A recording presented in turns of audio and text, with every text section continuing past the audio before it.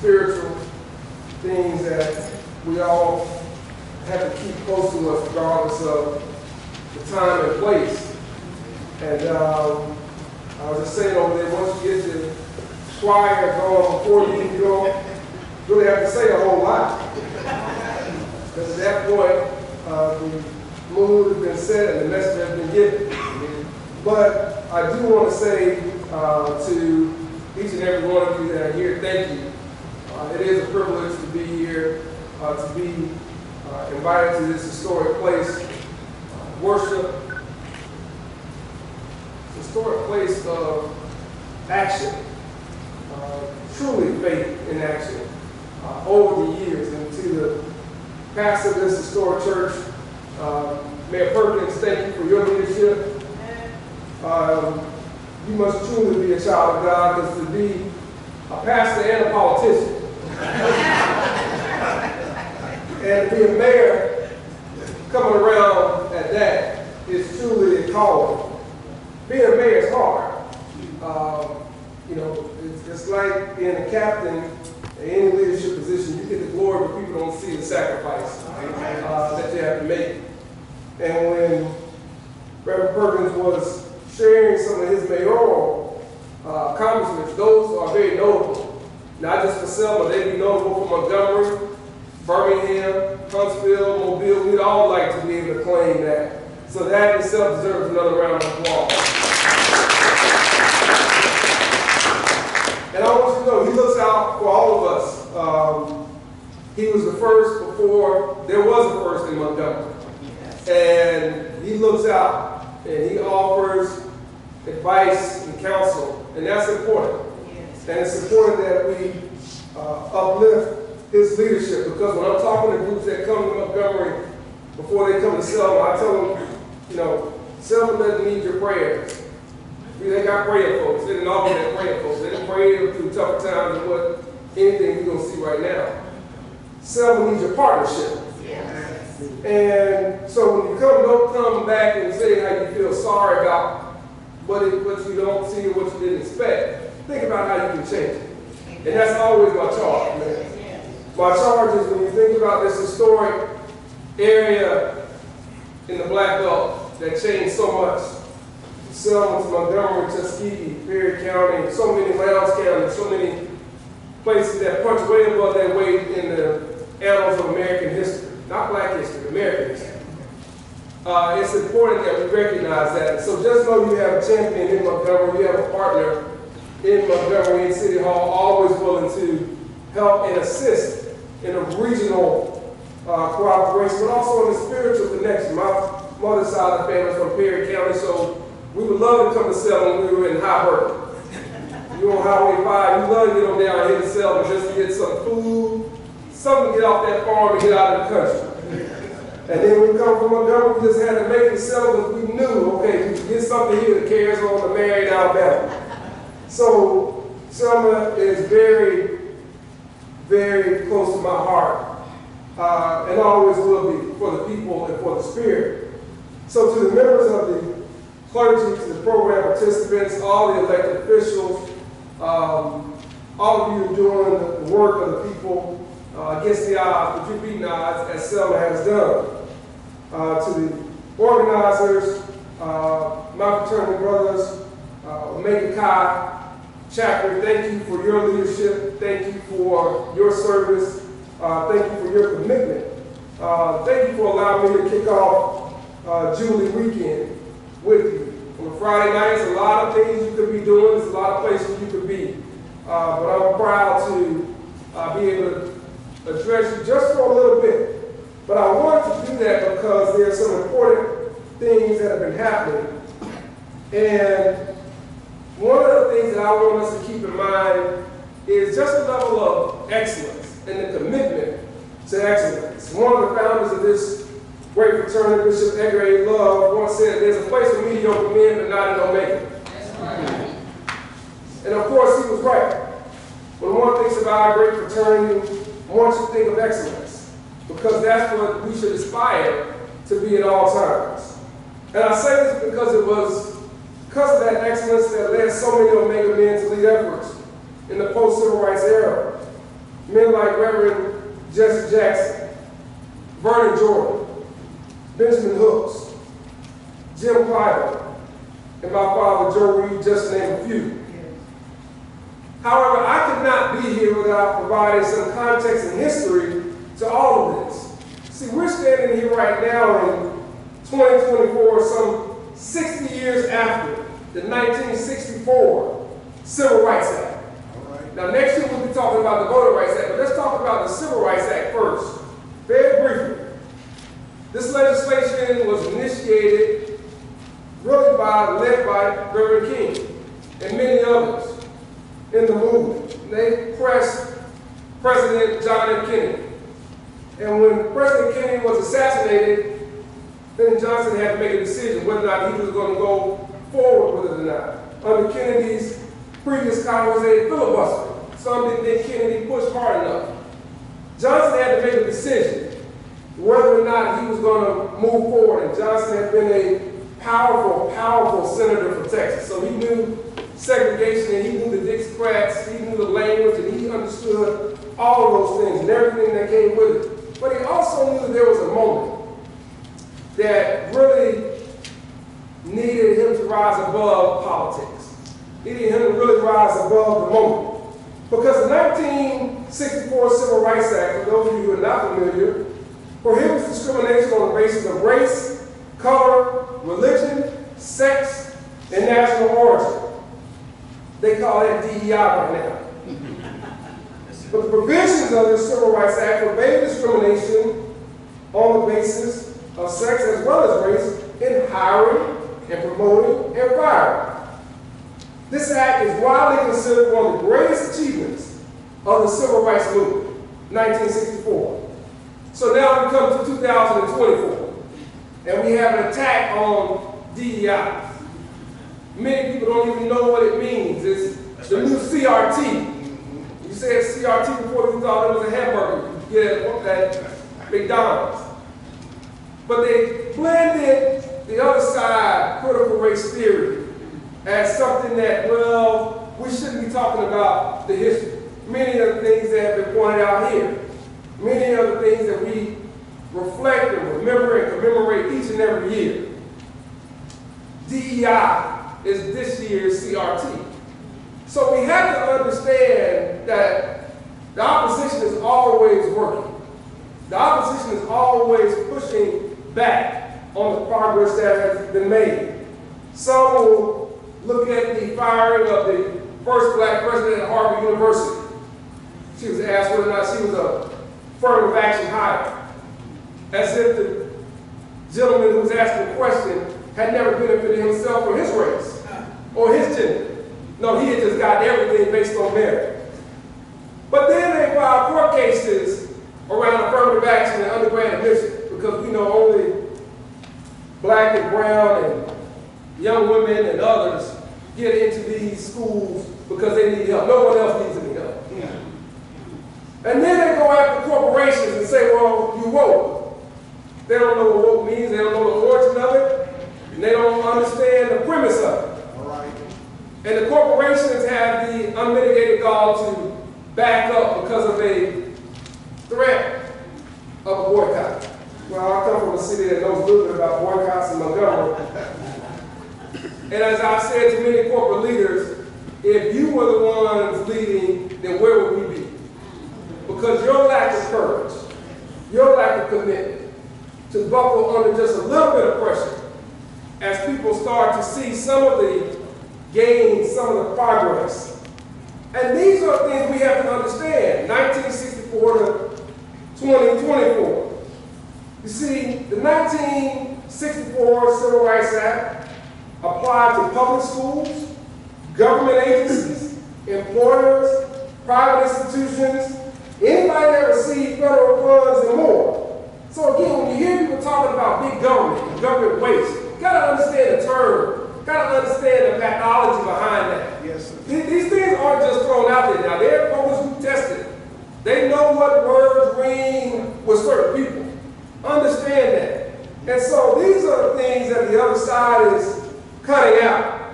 Title I of the 1964 Civil Rights Act prohibited unequal application requirements such as literacy tests. What was the Dallas County Voters League doing way back when? Before there was a black probate judge, before there were black mayors and black sheriffs. What were they doing? We consider what was happening then and what is happening right now. Terminology may be just a little bit different, but the mission is still the same. And we have to understand that, because I believe all of us are called to be leaders. Some may be elected, others may not. But if you're here, you're a leader, you're still leading. I don't care if you retire, I don't care if you resign, I don't care what it is, you're still leading. And it's needed, because we are still fighting these battles right now. So now we get to 1965. My city, Montgomery, and Selma are unequivocally linked because of the events that transpired here 59 years ago. Indeed, along with the Montgomery bus boycott and the Montgomery brawl, as some have said, march from Selma to Montgomery is one of the first images people think of when they hear the name Montgomery, Alabama. Now, it took me less than 1 hour to get here tonight, not just because my security detail was driving a little bit more than the speed limit. But when late Congressman John Lewis was asked how far it was between Selma and Montgomery, he would always respond that it was 3.5 days. That is how long it took him to walk roughly 50 miles between our two cities. But I'd like to say it another way. While it might have taken marchers 3.5 days to get from Brown Chapel AME Church to the steps of the Alabama State Capitol building, it took 18 days to get from there when the first attempt ended in bloody violence on the Evan Pettus Bridge. It took 27 days to get there after Jimmy Lee Jackson was murdered. It took 59 days to get there after Anthony Cooper punched Jim Clark in the face. And it took more than 2 years to get there after the Student Nonviolent Coordinating Committee began its voter rights efforts right here in Selma. So how do we measure it? It takes time, it takes sacrifice, and it takes commitment. Reverend Frederick Douglass Reese, one of the courageous 8, president of the Dallas County Voters League, president of the Selma Teachers Association, and of course, longtime shepherd of this flock here at Ebenezer. And I could go on and on. Long before the passage of the Voter Rights Act of 1965, long before Bloody Sunday, before John Lewis and Bernard Lafayette and Martin Luther King Jr. stepped foot on these streets, Amelia Gordon and her family were registering black voters. There were teenagers like Charles Bonner and Viola Douglas organizing their neighbors, doing the work when no one else was paying attention. Inspired by Ms. Gordon's belief that the voteless people are hopeless people. So here we are, today,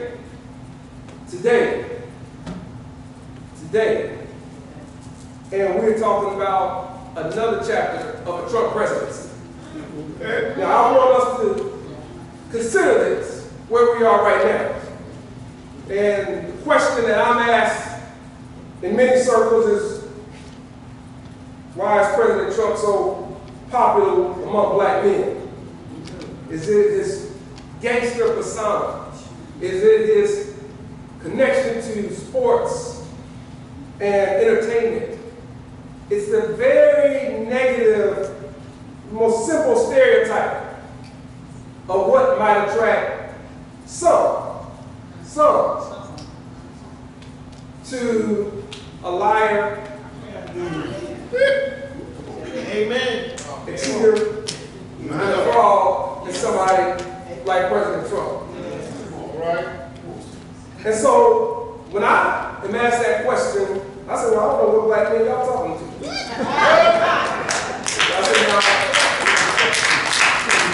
I don't know what Masonic lodge you're going to or what fraternity, house you going to, or what men's ministry, or where you were talking to these men, where y'all find them. I said, I don't know where they are, point them out to me so I can go ask them myself. But nonetheless, I know that there must be some. Yeah. And so we have to understand where we are in this moment. Yeah. Not to take that for granted. Even when the former president says that his mugshot is what makes him so appealing. Again, think about the pathology. Think about the mindset of someone who believes that is what connects him. Now, could there be frustration? Sure. Could there be some change and some issue among black male voters about where the Democratic Party has been? That's fair. But what I would urge all of us to do in this moment is not to waste a minute of it, and to make sure we're talking and make sure we're emphasizing just what's at stake. Because just today, the National Urban League issued this State of Black America. And I'm just going to take a quick part of this and share it with you, and I encourage you to look at it a little bit more when you have time. Because I've heard a little bit of whisper about what this president and what this vice president have not done. And I challenge them with the things that they have done. And I won't go through all those topics right now. But under the National Urban League State of Black America, and I quote, the John Lewis Voting Rights Advancement Act would have restored anti-discrimination protections in the Voting Rights Act that were governed by the Supreme Court, 3 justices of whom were nominated by the former President Donald Trump, which we just mentioned. The Freedom to Vote Act would have expanded opportunities to register to vote and cast a ballot, and it would have prevented voter suppression through partisan gerrymandering and unlawful voter purges. President Biden, in a landmark address in January 2022 in Georgia, ground zero for voting rights, where he called for an end to the Senate filibuster to prevent a minority of senators from blocking these bills. Filibuster reform can be accomplished by a simple majority in the Senate, which Democrats have. Senators Joe Manchin of West Virginia and Kirsten Sinema of Arizona refused to change the filibuster rule for voting rights, however, blocking both bills. Facts. The campaign for our progress and success is ongoing. Facts. These are the things that we have to share when we're talking casually, formally, on a Friday or on a Sunday, and we have to set that record straight. This competition, this battle is ongoing as we speak. And so to all of you, while it may only take me 45 or so minutes to return home to my family this evening, I want us to remember that it took the late John Lewis and so many others 3.5 days. And it took generations upon generations of black men and women willing to march, willing to be beaten, willing to die before people like you and me were finally given the right to vote, the right to hold positions that we have, the right to hold the offices that we have been elected to even choose some of our leaders.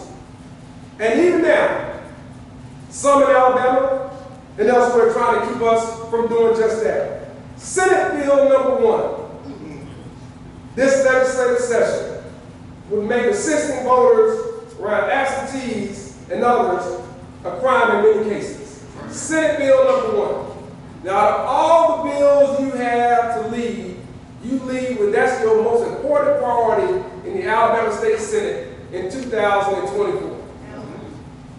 And it's not just here in Alabama. It's being done state by state.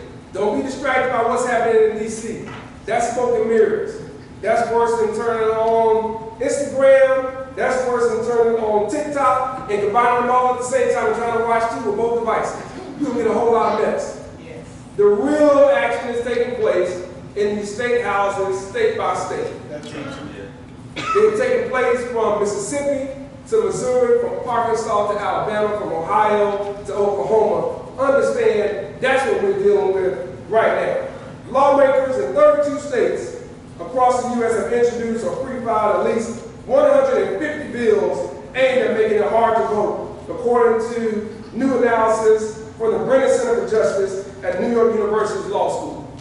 150 bills in 32 states. Wow. What we're talking about is not 60 years ago. What we're talking about is not 59 years ago. What we're talking about is not even 59 minutes ago. It is right now. The great A. Philip Randolph once said, at the banquet table of nature, there are no reserved seats. You get what you can take, and you keep what you can hold. If you can't take anything, you won't get anything. And if you can't hold anything, you won't keep anything. And you can't take anything without organization.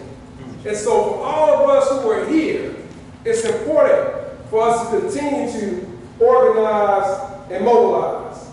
Because we can't lose sight of the toughness that it took for people who came before us to vote. The blood, the tears that were spilled, shed, the knots, the pain that was endured. And the faith we had to hold on to know God was with us and God would help us. 59 years later, as many of the foot soldiers are crossing over, it is now up to us, children and the grandchildren and the great-grandchildren, to accept their spirit and get us through. And let me conclude with this, something that I know the brothers of Omega Chi can relate. A poem by one of our most recognized fraternity brothers, Langston Hughes, Mother to Son. Well, son, I'll tell you, life with me ain't been no crystal stair. It's had tacks in it, and splinters, and boards torn up, and places with no carpet on the floor, bare. But all the time, I've been climbing, and been reaching the landings and turning corners. That's right. And sometimes going in the dark where there ain't been no light. Yes. So boy, don't you turn back. Don't you sit down on those steps because you find this kind of hard. Don't you fall down. For I'm still going, honey. I'm still climbing. And life for me ain't been no crystal stair. Life for us ain't never been no crystal stair. And it's not meant to ever be. But we have to be continued, we have to be committed, and we have to make sure that we are courageous enough to keep climbing those crystal stairs and keep finding, keep turning those corners, and keeping up the fight that is necessary, not just then, but very much so right now. We thank you for all that you do in Selma. Thank you for all you do in our community.